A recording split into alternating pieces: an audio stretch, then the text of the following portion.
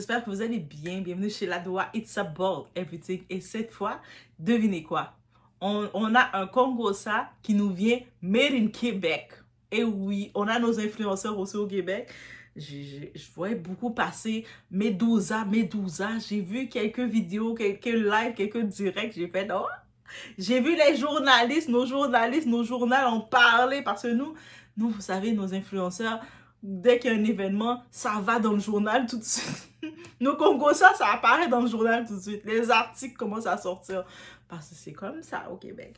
Et par contre, devinez quoi? L'événement Streamfest s'est fait dans la ville préférée de Sarah Nguesso. Donc j'imagine, j'étais surprise. Moi, je pensais que Sarah Nguesso était dans cet événement.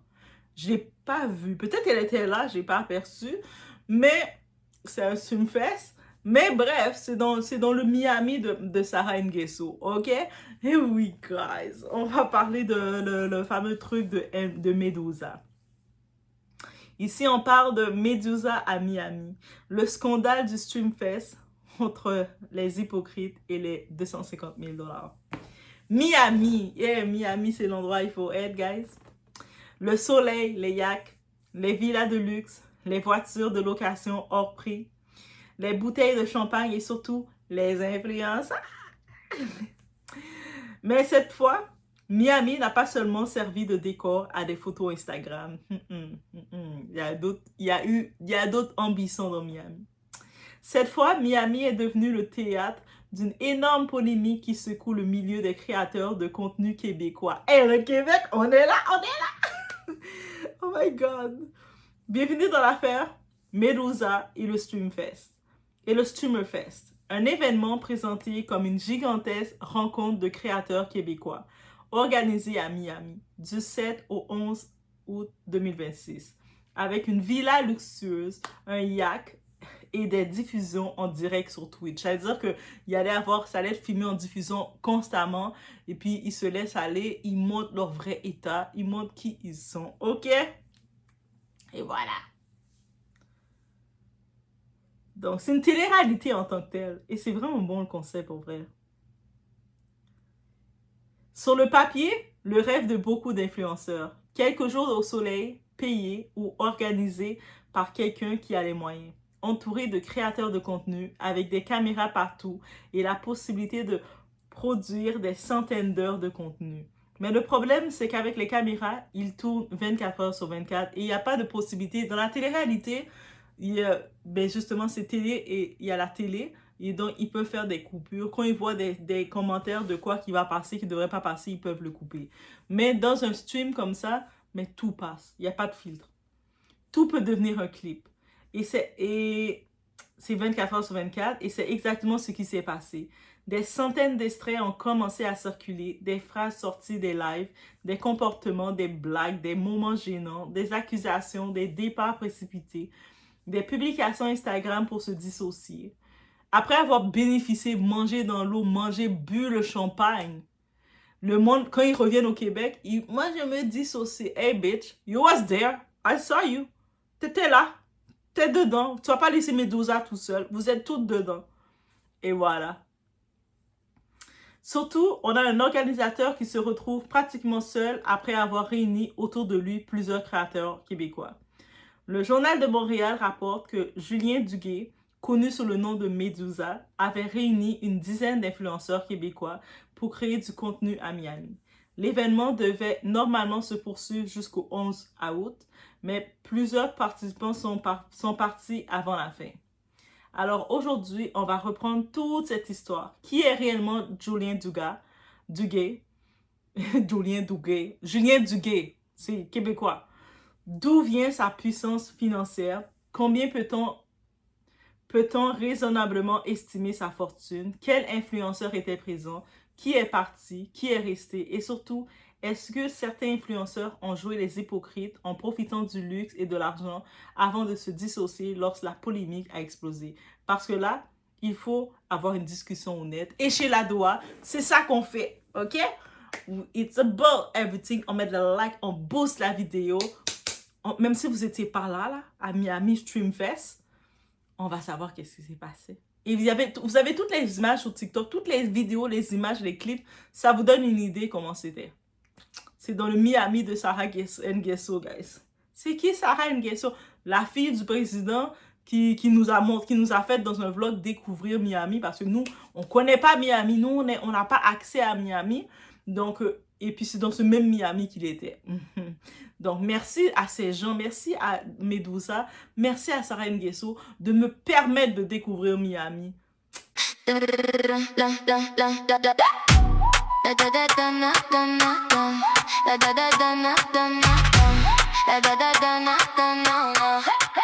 La Doha TV, baby.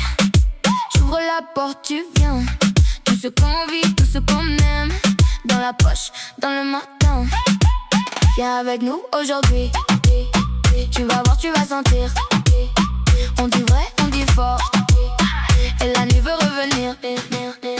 La Doha TV, la Doha TV. It's about everything. La Doha.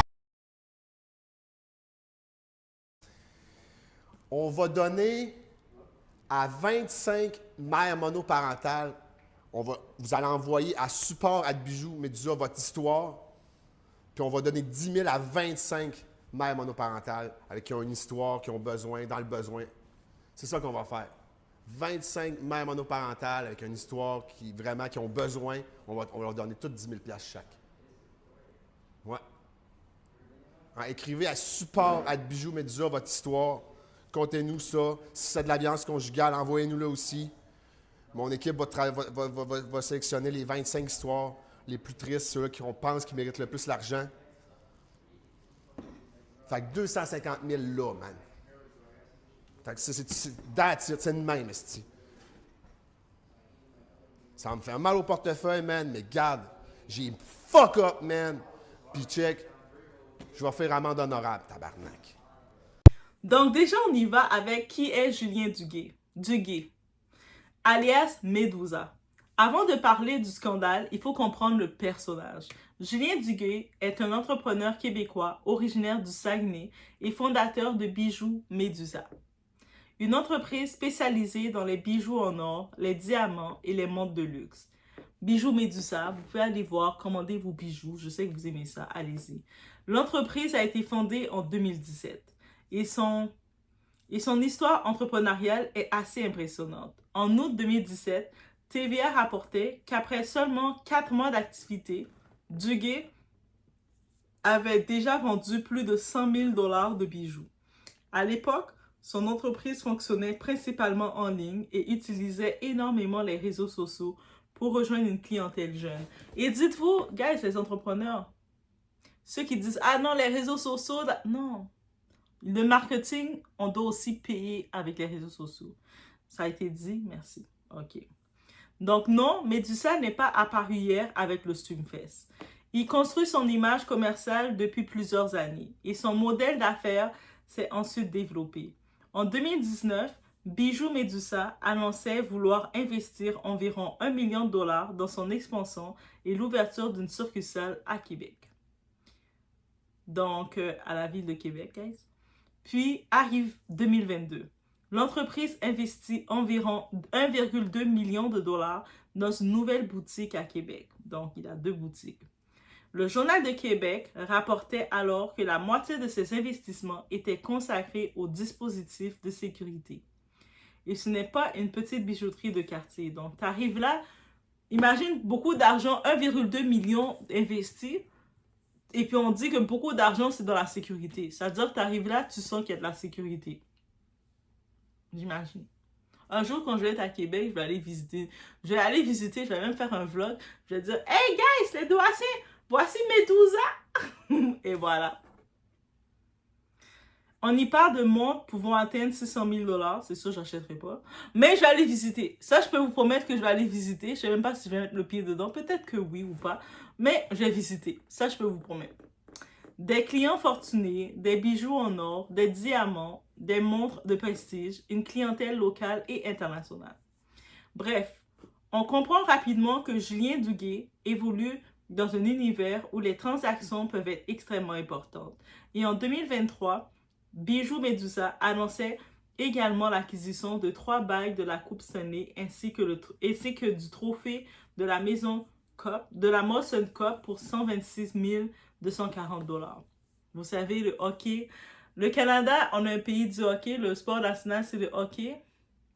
Donc, de faire, à défaut que, pour le moment, les Habs, notre équipe montréalaise, les Habs, l'équipe du Québec qui nous représente, les Habs, go, les Canadiens, on n'a pas encore ramené la coupe, mais on commence à acheter les bijoux, on a cette fébrilité, et ça, c'est vraiment beau à voir. Dans la saison même si c'est la saison d'hiver, je vous dis vraiment une petite parenthèse, dans les saisons, vous venez visiter, même si c'est dans les saisons d'hiver, vous venez dans les saisons de hockey, et surtout quand vous voyez ces moments éliminatoires, et les Habs, ils sont vraiment forts. Ils sont quand même, quand ils perdent l'élimination, c'est vraiment à ça de se rendre. Et c'est ça que je me dis, on va finir par avoir la coupe, mais la célébration, à chaque match des Habs, moi j'ai assisté à un match, je suis allée au centre Bell, justement, au centre Bell, et puis je connais pas plus le hockey que ça. Mais t'as pas besoin de connaître le hockey. Le vibes est là. Le monde sont là. T'as ta coupe de bière dans tes mains. T'as ton dog. Tout le monde sont ouais. Il faut juste, avant de crier ouais, assure-toi qu'autour de toi, tout le monde crie ouais. Comme ça, c'est pas pendant qu'ils sont en train de nettoyer la glace que tu vas te sentir que tu criais ouais pour rien. Mais sinon, c'est un bel vibes. Et puis le monde, on supporte vraiment l'équipe. Bref. Et là, maintenant, on va parler un peu de sa fortune. La fortune de Médusa. Combien vaut Julien Duguay? Je vais être très claire ici. Sur Internet, vous allez probablement voir des gens sortir des chiffres. 5 millions, 10 millions, 20 millions. Peut-être même davantage. Mais est-ce que ces chiffres sont vérifiables? Non, pour le moment. Il n'est pas dans la liste Forbes non plus. Donc, je n'ai trouvé aucune source financière crédible permettant de déterminer la fortune personnelle exacte de Julien Duguay. Et il faut faire attention à une chose. La valeur d'une entreprise n'est pas la fortune personnelle de son propriétaire. Voilà, ça a été dit. Une entreprise peut avoir un inventaire de plusieurs millions de dollars sans que son propriétaire possède personnellement cette somme en argent comptant. Mais les éléments publics montrent quand même quelque chose. Julien Duguay dirige une entreprise capable d'évoluer dans le marché du luxe. L'entreprise possède ou commercialise des bijoux et montres de très grande valeur. Elle a investi 1,2 million de dollars dans une boutique. Elle a déjà lancé des investissements importants. Et maintenant, nous avons un autre chiffre qui nous donne une idée de la capacité financière mise en scène à Miami. 180 000 dollars. C'est le montant cité par Julien Duguay lorsqu'il parlait du coût du yacht dans l'une des séquences controversées. Donc, pour réserver le yacht pour quelques jours, il a payé 180 000 dollars. Donc, on imagine son portefeuille est très large. Le Journal de Montréal rapporte également ce montant dans la transcription de ses propos. Et ensuite, quelques jours après la polémique, monsieur annonçait vouloir donner 250 000 dollars aux mères, à 25 mères monoparentales. Parce qu'il y a eu beaucoup de propos, justement, misogynes qui a été dit à l'égard de la femme et pour racheter son image aussi parce que c'est un homme d'affaires. Donc, il a décidé de choisir, avec son équipe, j'imagine, 25 femmes, mères monoparentales, pour les donner à chacune 10 000 dollars. Donc, le total, ça fait 250 000. Tu sais, même quand tu fais des dons, il faut que ce soit des dons calculés. Et c'est quand même une bonne chose. Peu importe la controverse, on dit quoi que sur lui. Dites-vous qu'il y a 25 femmes qui ont des enfants, on parle que c'est la rentrée scolaire, qui vont probablement recevoir un chèque de 10 000 dollars. Donc, juste pour ça, je donne le respect. Pas pour tout des autres événements, on va suivre le tout, mais pour la rentrée scolaire, il y a 25 femmes qui vont avoir un soulagement dans la province. Donc, merci. Ce qui nous amène à une conclusion très simple. On ne connaît pas la fortune personnel de Médusa, mais on sait qu'il possède une capacité financière considérable. Et c'est précisément cette capacité financière qui est importante pour comprendre les relations autour de lui. Parce que lorsque quelqu'un paie une villa, un yacht, des déplacements, des activités et organise un événement de cette ampleur, il existe forcément un rapport de pouvoir. Et c'est là que l'histoire devient intéressante. Le Streamfest, le paradis des influenceurs, c'est l'événement qu'il a organisé. Le concept était simple.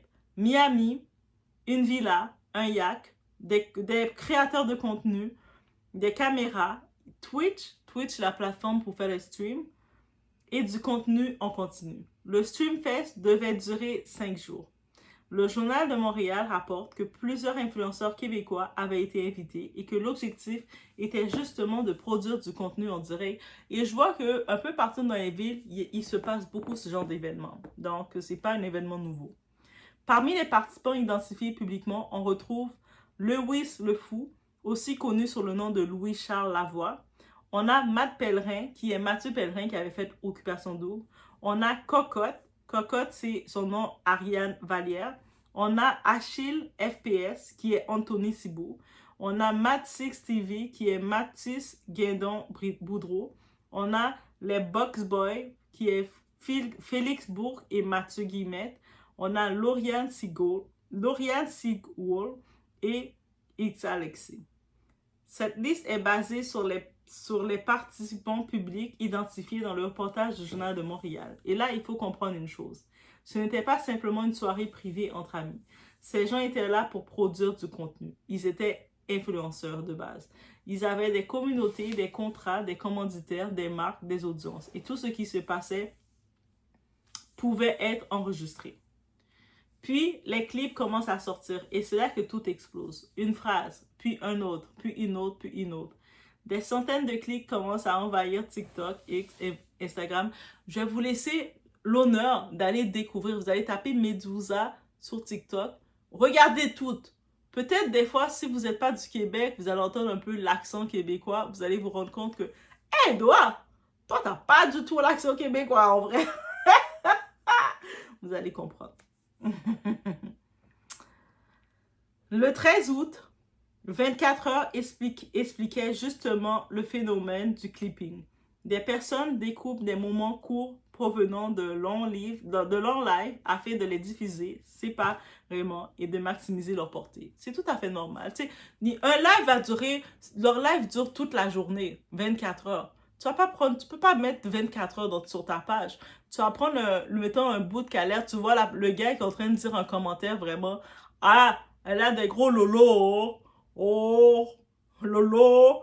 Tu vas prendre le moment de lolo, la bouche quand il fait lolo, et tu vas le mettre sur ta page, et ça va créer une histoire, et le monde va embarquer dedans. Ils ont beaucoup fait ça aussi avec les directs dans l'époque de Kevin Samuel, et le monde était « Oh my God, comment il ose dire ça ?» Mais quand tu écoutais tout son live dans l'intégralité, tu voyais le concept.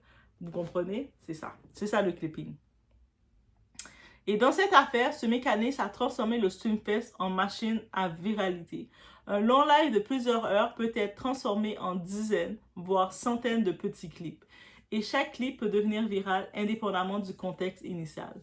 Mais attention, le clipping explique pourquoi l'affaire est devenue gigantesque. Il ne faut pas disparaître le contenu. Il ne fait pas disparaître le contenu des propos eux-mêmes, parce que certaines séquences sont extrêmement difficiles à entendre.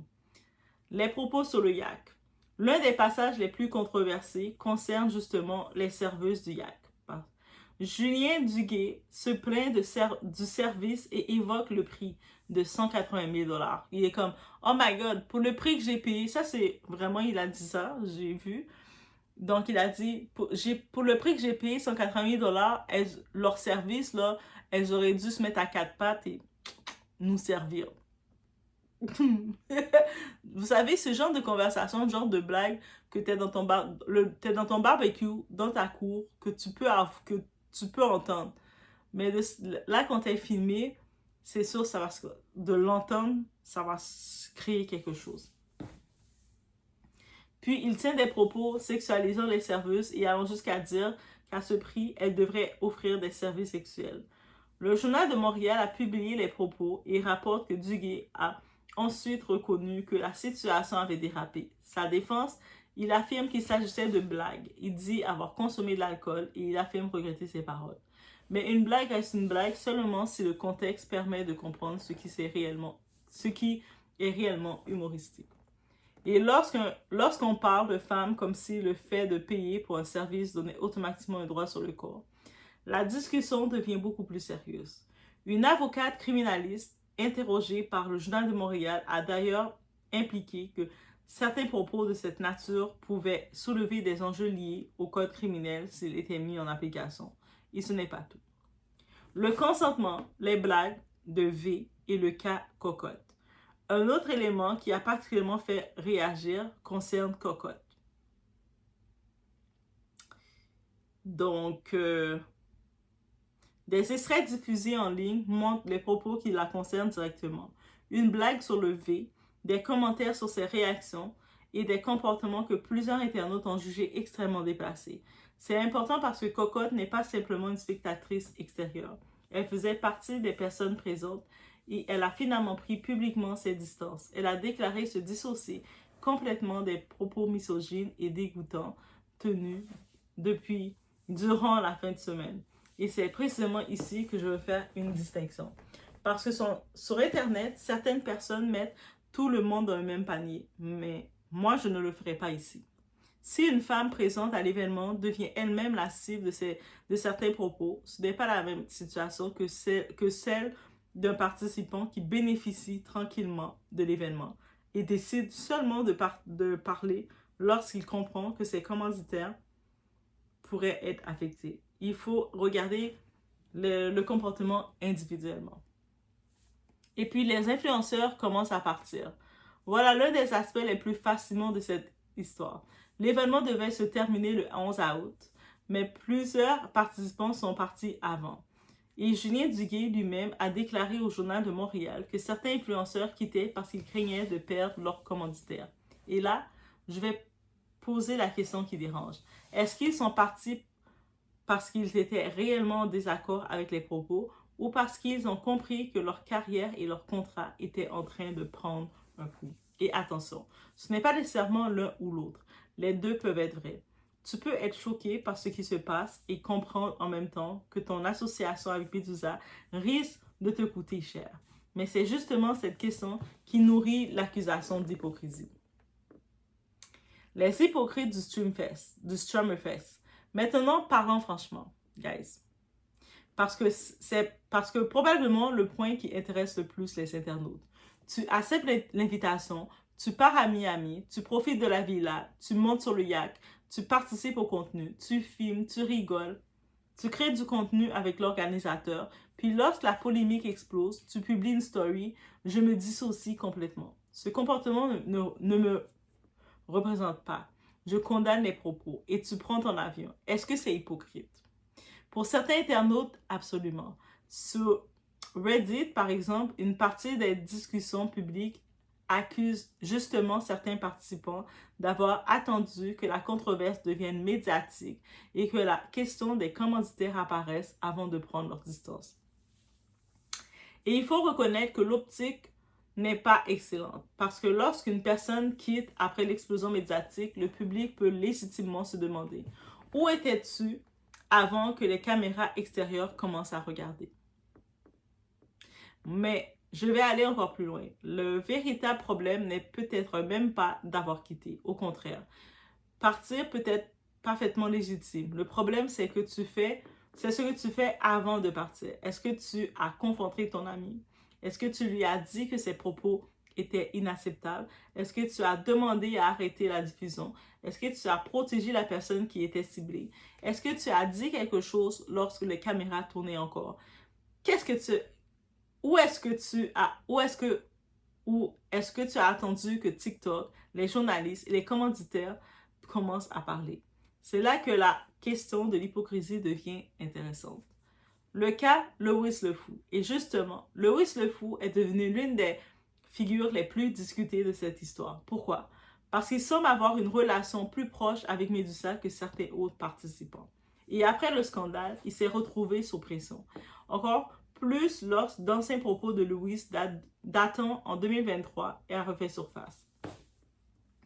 Le Journal de Québec rapporte qu'une vidéo datant de l'époque où Louis avait 18 ans est revenue dans l'actualité comme contenant elle aussi des propos misogynes.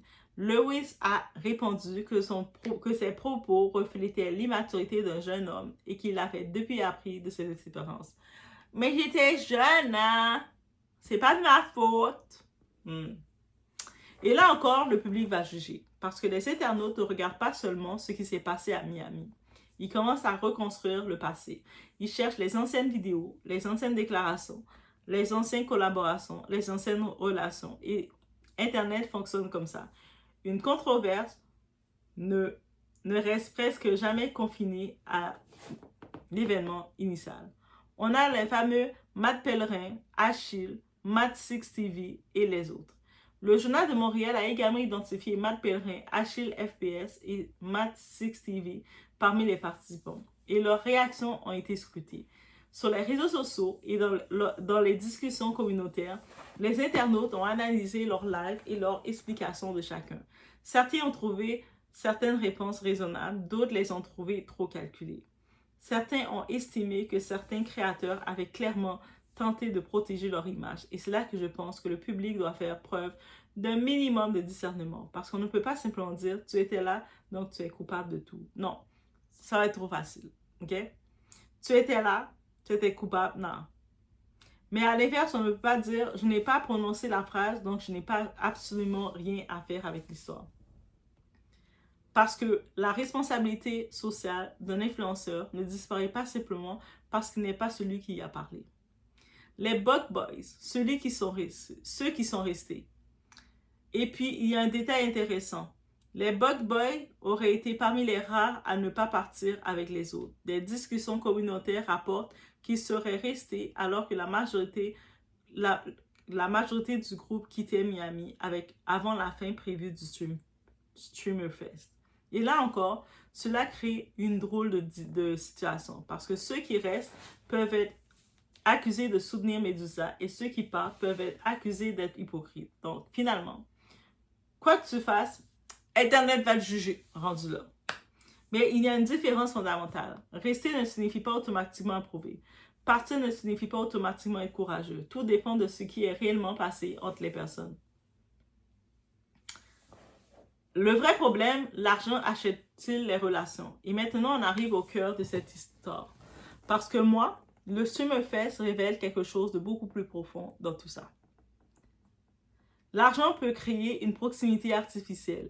Quand quelqu'un possède énormément de moyens financiers, il peut organiser des événements que la plupart des gens ne pourraient jamais se payer. Miami, yacht, villa, voiture, restaurant, champagne, contenu, et forcément cela attire. Mais une question demeure. Est-ce que ces personnes sont réellement tes amis? Ou est-ce que vous êtes simplement dans une relation où chacun obtient quelque chose? L'organisateur obtient du contenu, les influenceurs obtiennent une expérience luxueuse, les créateurs obtiennent des images, les audiences obtiennent du divertissement, les marques obtiennent de la visibilité. Tout le monde gagne. Jusqu'au moment où la machine explose. Et là, soudainement, chacun commence son propre intérêt. Homeless à Rolex. Ce n'était pas la première controverse. Et il serait faux de présenter Miami comme un événement isolé. Avant le Streamer Fest, Julien Duguay avait déjà suscité une controverse avec Homeless à Rolex. La web-série suivait des personnes en situation d'itinérance dans le cadre d'un contexte présenté comme une tentative de les accompagner vers une meilleure situation. Les participants recevaient notamment 1 000 $ et étaient accompagnés dans leur démarche. Mais le concept avait également été vivement critiqué, notamment parce qu'il transformait des personnes vulnérables en personnages d'une compétition diffusée sur Internet. TVA avait rapporté le lancement de la série en juillet 2026 et 24 heures a également rappelé cette controverse dans son article sur les excuses de Medusa. Donc, lorsque le Streamer Fest arrive, il ne s'agit pas d'un personnage qui apparaît soudainement dans une polémique.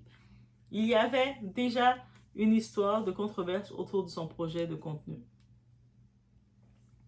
Les 250 000 $, une excuse qui fait encore polémique. Et maintenant, le fameux plan de réparation. Julien Duguay annonce vouloir donner 10 000 $ à 25 mères monoparentales ou victimes de violences conjugales. Total 250 000 $. Sur le papier, donner 250 000 $ à des femmes dans le besoin peut sembler très généreux. Mais la façon dont le projet a été présenté a immédiatement suscité de nouvelles critiques. Pourquoi? Parce que les femmes devraient envoyer leur histoire, un genre de CV, et l'équipe devrait sélectionner les 25 histoires les plus tristes. 24 heures rapporte que Claudine Thibodeau, responsable du soutien clinique à SOS Violence conjugale, a qualifié l'exercice de mauvais goût. estimant qu'il aurait été préférable de passer par un organisme capable de distribuer l'aide sans demander aux femmes de démontrer pourquoi elles la méritent. Elles la méritent. Et là encore, c'est un problème de conception. Parce que si tu veux réellement aider une personne victime de violence et une mère monoparentale en difficulté, pourquoi organiser un concours de souffrance? Pourquoi demander? Yo, ça me donne tellement la flemme, les histoires du Québec, guys. Raconte. Donc oui, c'est sûr, il fait aussi du show. Donc ça fait partie de son show en tant que tel qu'il y a des commentaires qui sont sortis. Il décide de vouloir donner, récompenser 25 femmes. Mais là, toutes les organismes sont, non, mais il devait nous donner à nous l'argent. Bonne petite vicieuse, bonne petite cochonne. Laissez-le donner l'argent comme il veut. Si c'est 25 femmes qui ont envie random de faire bénéficier, laissez-le. Ça fait partie du show. Celles qui vont participer, c'est peut-être pas celles qui sont dans les organismes, qui sont dans des situations de précarité, dans d'autres types de situations, mais il va quand même aider des femmes. C'est 25 femmes qu'il veut aider. Ça fait partie du show, comme il y a beaucoup de shows, concepts comme ça.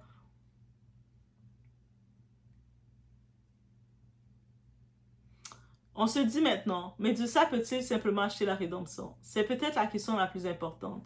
Parce que Julien Duguay a clairement les moyens financiers de faire des choses que la plupart des gens ne pourraient pas faire. Mais l'argent ne peut pas effacer automatiquement une parole. Tu peux donner 250 000 $, tu peux acheter un yak à 180 000 $, tu peux vendre des montres à 600 000 $, tu peux avoir une entreprise qui fonctionne, mais une réputation ne se répare pas uniquement avec un chèque. Et surtout quand tu es au Québec, où est-ce que le rapport avec l'argent est très compliqué. Le Québec n'aime pas voir les gens riches. Donc, c'est sûr, c'est compliqué pour lui aussi.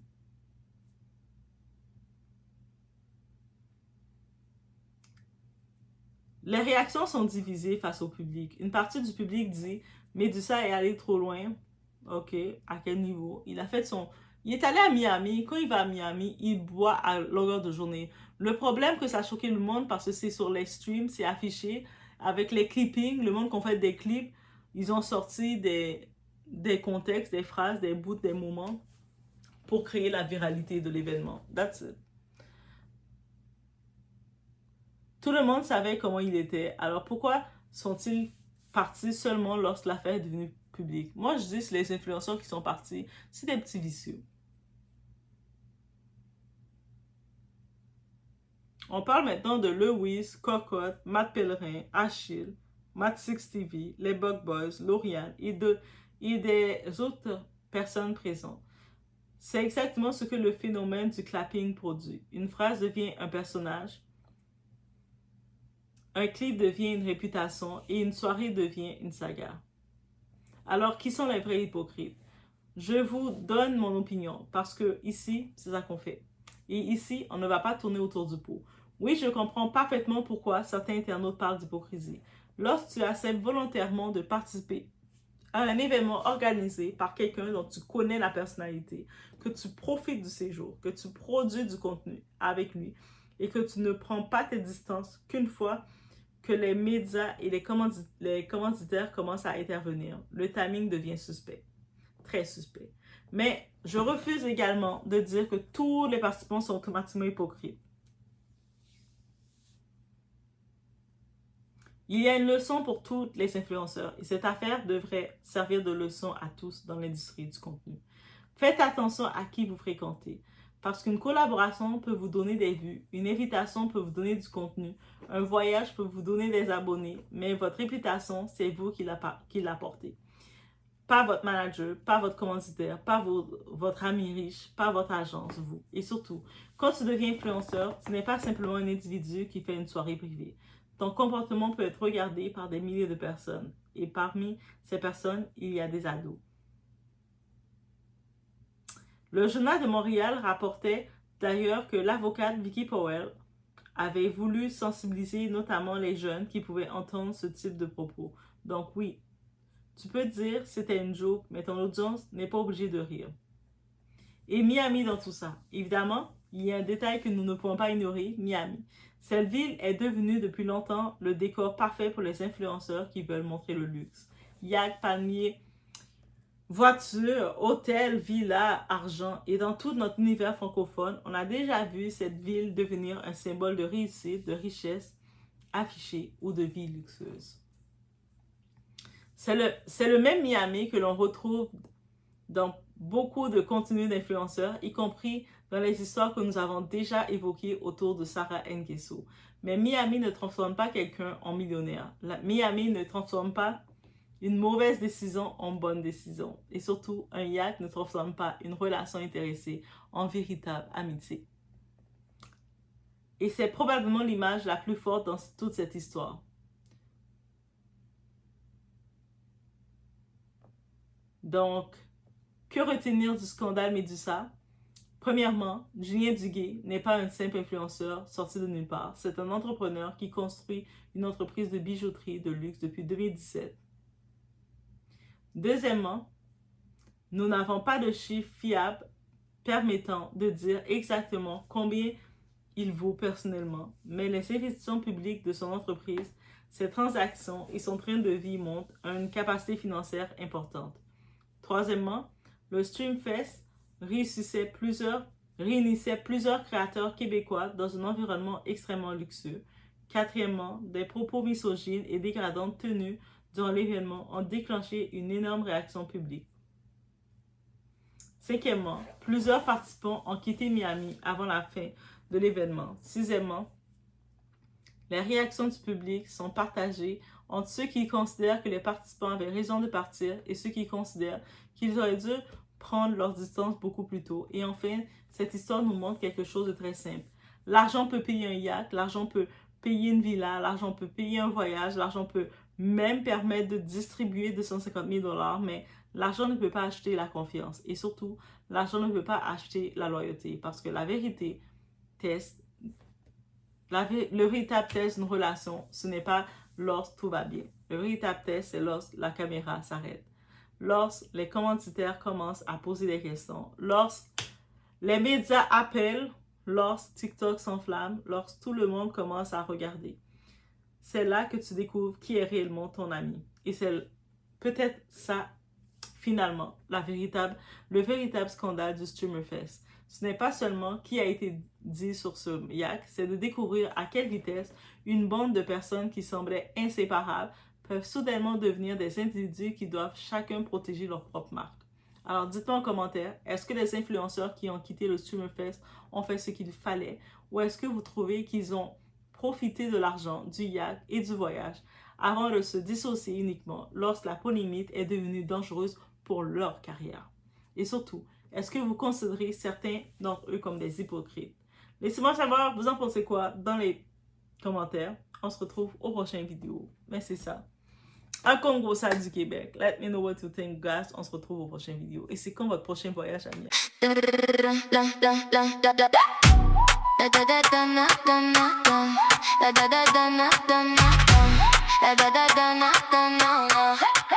La Doha TV, baby.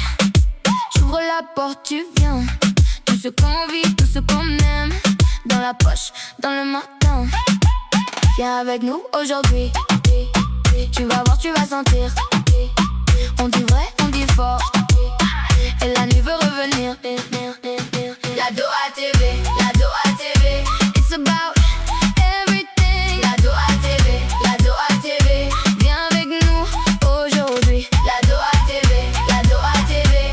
C'est loud, come with me. La Doha TV, la Doha TV. Tout est là, viens avec nous. Un regard, un plan, un défi. Des rires dans la cuisine. Des histoires, des envies. Ça tourne, ça s'illumine. Viens avec nous aujourd'hui. Tu vas voir, tu vas sentir. On dit vrai, on dit fort.